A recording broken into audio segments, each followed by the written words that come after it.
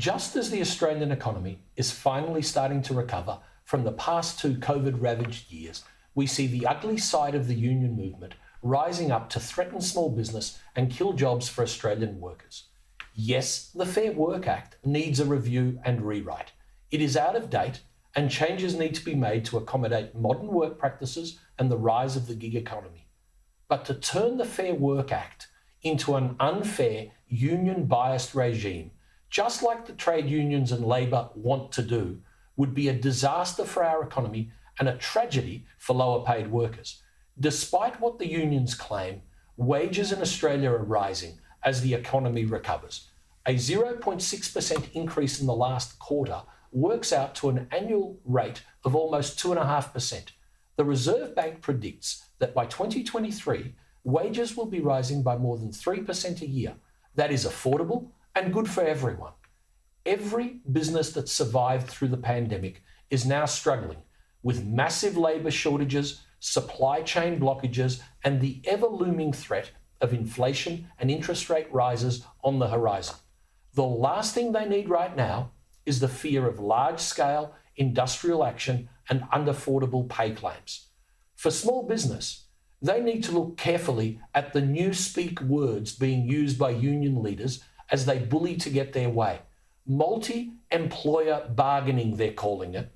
That's just newspeak for the dreaded old-style pattern bargaining of the past, where unions would do a cosy deal with a large employer and then push the wage increases down to every small business in the same industry, whether they could afford them or not. If this is introduced again, this sort of pattern bargaining, little more than extortion really, would drive small business to the wall, destroying lives and killing jobs. If there is one thing we have learned from industrial relations in Australia, is that things work out better where we have a set of agreed minimum standards and conditions to protect employees. Then, small business and workers negotiate together at an enterprise level to grow the business and share in the success. Before the pandemic hit, this system led to almost 3 decades of continuous economic growth and great prosperity for small business and Australian workers. We ended up with 2 generations of Australians who did not know what a recession was and thankfully never experienced 17.5% interest rates.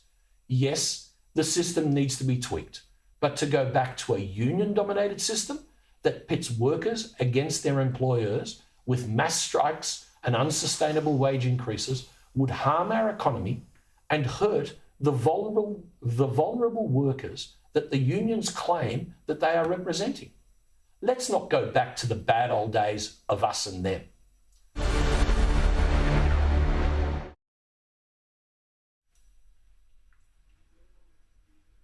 Well, Kel, that's my view. What do you think? I'm not a million miles away from you, Peter. I mean, in the old days, they used to have what was called the IR Club, the Industrial Relations Club, which was the old Industrial Relations Commission, the big unions and the big employers. And if you were running a small business, you had no say. You just had to cop whatever was passed down to you. And all kinds of things happened back in the bad old days. You talked about bullying. I mean, the worst bullying was compulsory unionism. Compulsory union membership. That was imposed on a lot of small businesses. Small businesses are not like big corporations. A mate of mine used to run a little factory, and the only thing the factory did was to stamp little dishes for meat pies out of foil. I mean, that was its sole product, and he employed fewer than 50 people. Small businesses are relational. John knew everyone in his business, knew them by name, knew about their families, had a personal relationship with them. You don't need a union involved in that kind of situation. If someone in the plant wants to join a union, that's fine. They're free to. It's a free country. But they don't have to join a union, and they can sit down and talk to John about what they're paid and what they need and what the firm can afford. That's how small business works. And small business employs a massive percentage of Australians. We need to protect that kind of freedom. It is small businesses in the end that become big businesses and that become really valuable for Australia. So, Peter, I'm with you. We mustn't go back to it is all done by the big boys and the little blokes have got no say. You'll just cop with whatever you get. So I'm afraid I think the bullying is a risk, and I think it has to be avoided. Kel, you're starting to speak my language there. I cut my teeth in student politics, in voluntary student unionism and pushing for that. Ryan, perhaps you have a slightly different view. Well, Peter, listening to your editorial, I thought it was some sort of fantasy fever dream from the 1980s that was sort of thinking that the world was that Australia was in a place that, it was a relic of days long past. The sort of things that you were talking about there, the kind of, union thugs and wages rising uncontrollably are just not features of Australian employment today. Let's take wages, simple thing. You mentioned that hopefully, if the current patterns continue, wages growth might be about 2.5% a year by the end of the next 12 months. We know that in the last 12 months, it was only 2.2%. And that was behind the rate of inflation, which was 3% over the same period. So workers at the moment are experiencing their wages not keeping up with the price of living and the cost of living. So they're suffering a cut in their wages in real terms. And this is such a problem. The rates of low wages growth in Australia is such a problem that we've got people like the Governor of the Reserve Bank, hardly a card-carrying union thug in your terminology, calling for more wages growth in Australia because our economy actually needs Australians at work to get paid more. All we want to see here in Australia is a fair day's work, a fair day's pay, is two people doing the same job, getting the same pay, not being undercut by things like unscrupulous labour hire practices.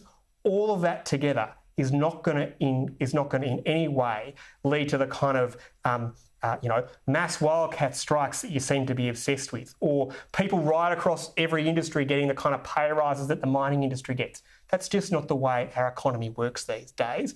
And the less time that we spend, worrying about those kind of 1980s industrial relations fantasies, the better. And the more time we can spend figuring out how to give those people who've worked every single day of this pandemic, who've been in the factories transporting goods, who've been in the supermarkets, who've been on the front line of our nursing wards, give them a little bit of a pay rise that they deserve to pay them back for all the hard work that they've done getting our country through this pandemic. I don't think that's too much to ask.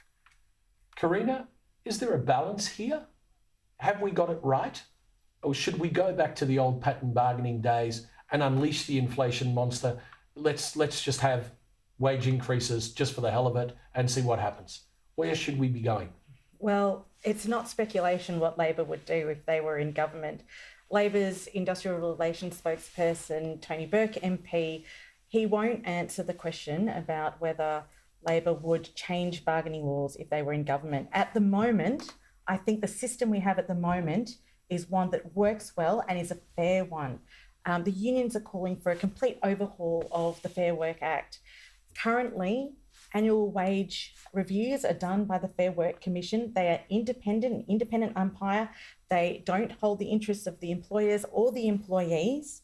To put power in one group over another is not something this country would benefit from. At the moment, what we need in this country is more jobs. If we want to see wages grow, we need more jobs so that there's greater competition amongst employers to find employees. Therefore, offering them higher wages, or it's not just about wages, better conditions. Some people want to have the flexibility to work from home, for example. It's not just about money. And, as Kel was saying, in a small business environment, an employer who knows their employee, knows what they're after, and is not confined by rigid rules as such, but can look to providing employees greater flexibility, for example, if that's what they're after, or part-time work options, if that's what they're after. But if we want to see wages grow, we first need more jobs in this country. And if we want more jobs, then we need to provide opportunities for businesses to be able to grow, particularly after we've had such a rough time with so many businesses closing and so many people losing their jobs during the pandemic.